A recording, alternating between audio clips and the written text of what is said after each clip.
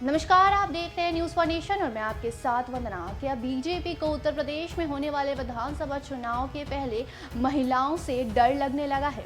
जी हां, बता दें कि चुनाव आयोग यूपी के दौरे पर है, जिस दौरान वो यूपी में तैयारियों का समीक्षा करेगा, किस तरीके से चुनाव की तैयारी की जा रही है और उसके बाद वो चुनाव की तारीख की घोषणा कर सकता है। और इसी कड़ी में चुनाव आयोग ने सभी मंत्रियों के साथ एक बैठक की, जिस दौरान बीजेपी ने कुछ ऐसा कह दिया जिससे ये साफ नजर आ रहा है कि बीजेपी को महिलाओं से डर लग रहा है। जी हाँ, बीजेपी को बुर्के की आड़ में फर्जी वोटिंग का डर सता रहा है। और क्या कुछ कहा है बीजेपी ने और किस तरीके से चुनाव आयोग के सामने अपनी बात रखी है महिलाओं को लेकर, आइए हम आपको बताते हैं अपने आगे के रिपोर्ट में।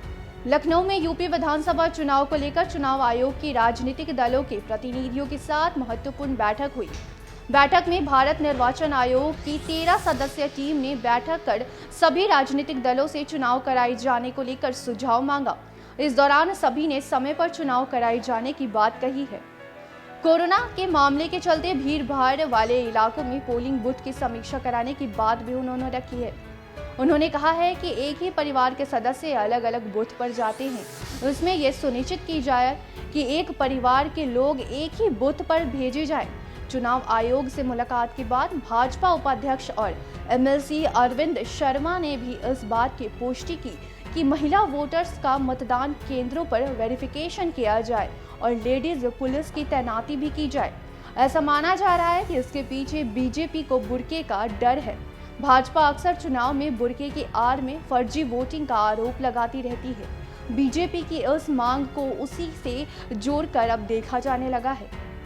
ज्यादातर राजनीतिक दलों के प्रतिनिधियों की तरफ से कहा गया है कि उत्तर प्रदेश में कोविड नियमों का पालन कराते हुए समय से चुनाव होने चाहिए।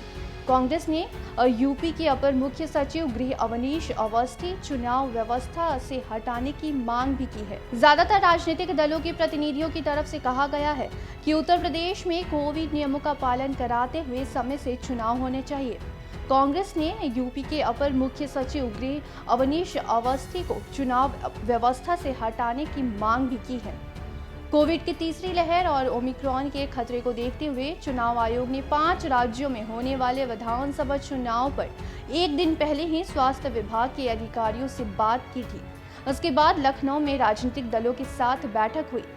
लखनऊ में चुनाव आयोग की टीम से राजनीतिक दलों ने समय पर चुनाव कराने की मांग उठाई है।